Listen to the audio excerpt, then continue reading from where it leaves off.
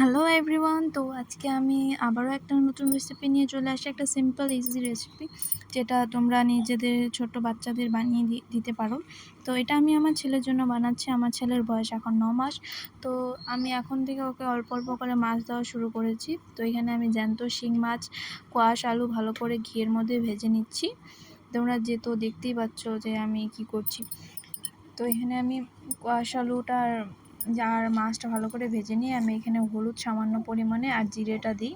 লবণটা আমি এখন আমার ছেলেকে দিই না, কারণ ওর এখন 1 বছর হয়নি। তো 1 বছর না হওয়া অবধি আমি ওকে লবণটা প্রেফার করি না। লবণটা এখনও আমি টেস্ট করাইনি, লবণ আর চিনিটা।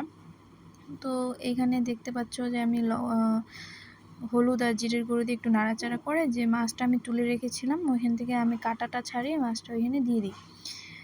তারপর তোমরা কাঁটা দিও না, কারণ বাচ্চা মানুষ তো কাঁটা লেগে যেতে পারে। তো আমি ওটা নরম হওয়ার পরে আমি মাছটা আলাদা করে দিই, কাঁটাটা আলাদা করে দিই, কাঁটাটা ফেলে দিই আর মাছটা দিয়ে দিই। কারণ পরে ম্যাশ করার পর আছে না, কাঁটাটা নাও ম্যাশ হতে পারে। তো তারপরে আমি ওটার মধ্যে জল দিয়ে দিই। আর সবজিগুলো সেদ্ধ হয়ে গেলে আমি আমাদের যে ভাতটা রান্না করা হয়েছিল আমি ওইটা আগেই ম্যাশ করে রেখেছিলাম মিক্সিতে, তো হালকা, তো ওইটা আমি দিয়ে দিয়েছিলাম। আর বাকি সবজিটা আমি গ্লাস দিয়েই ভালো করে ম্যাশ করে নিই।